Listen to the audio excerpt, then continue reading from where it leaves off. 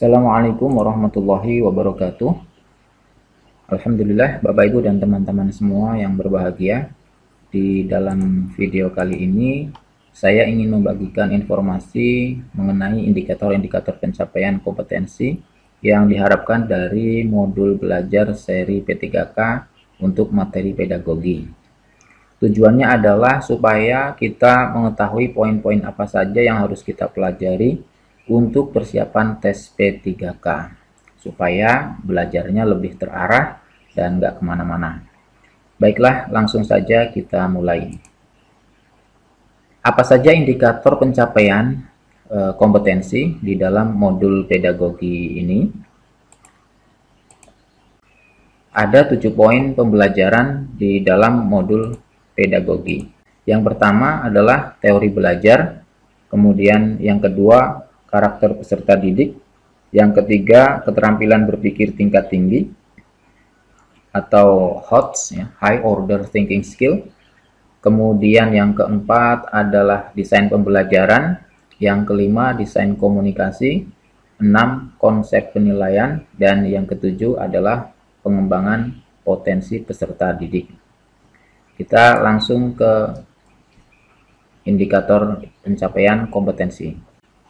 Yang pertama, pembelajaran 1, teori belajar.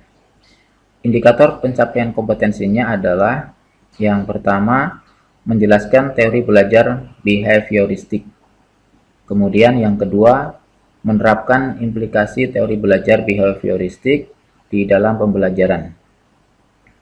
Yang ketiga, menjelaskan teori belajar kognitif. Kemudian yang keempat, menerapkan implikasi teori belajar kognitif di dalam pembelajaran. Kelima, menjelaskan teori belajar konstruktivistik. Kemudian yang keenam, menerapkan implikasi teori belajar konstruktivistik di dalam pembelajaran. Yang ketujuh adalah menjelaskan teori belajar humanistik. Dan yang kedelapan adalah menerapkan implikasi teori belajar humanistik di dalam pembelajaran. Kemudian pembelajaran kedua, karakter peserta didik. Apa saja indikatornya? Yang pertama adalah menjelaskan pengertian karakteristik peserta didik. Kemudian yang kedua, menjelaskan pengertian kemampuan awal peserta didik. Yang ketiga, mengidentifikasi kemampuan awal peserta didik.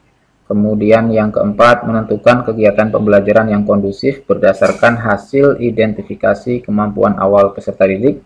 Kemudian yang kelima adalah menjelaskan ragam atau macam-macam karakteristik peserta didik. Selanjutnya, pembelajaran ketiga, keterampilan berpikir tingkat tinggi atau yang sering disebut HOTS, singkatan dari High Order Thinking Skill. Indikator pencapaian kompetensinya adalah yang pertama, menjelaskan konsep HOTS. Kemudian yang kedua, merancang pembelajaran HOTS. Kemudian yang ketiga, menganalisis kompetensi dasar. Kemudian pembelajaran keempat, desain pembelajaran. Indikator pencapaian kompetensinya adalah yang pertama, guru mampu menganalisis kompetensi dasar.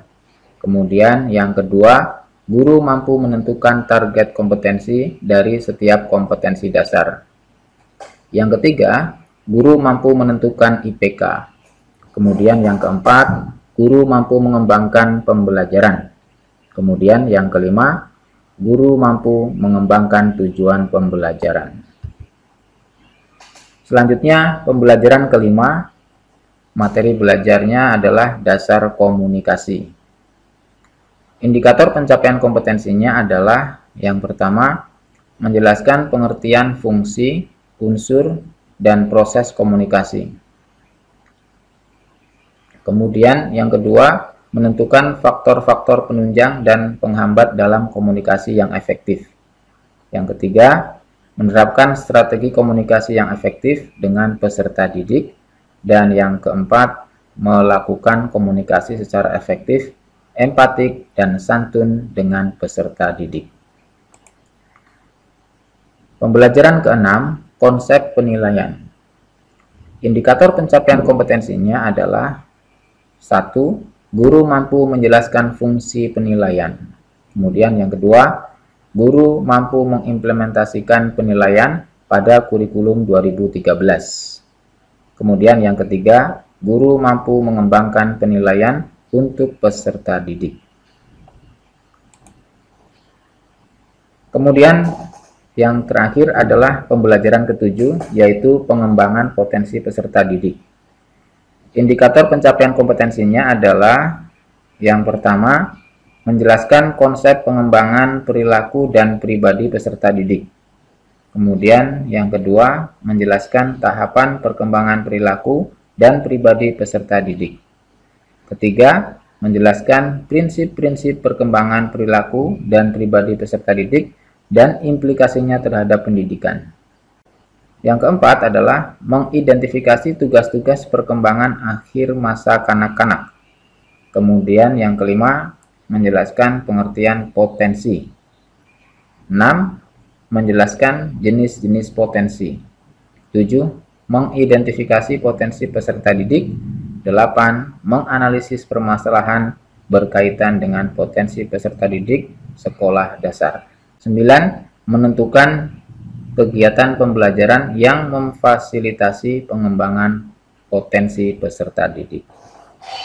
Nah, demikianlah Bapak, Ibu, dan teman-teman semuanya untuk informasi mengenai indikator-indikator pencapaian di dalam modul belajar pedagogi. Bapak Ibu yang membutuhkan boleh mendownload dokumennya di link yang ada di dalam deskripsi video ini. Mudah-mudahan informasi ini bermanfaat. Assalamualaikum warahmatullahi wabarakatuh.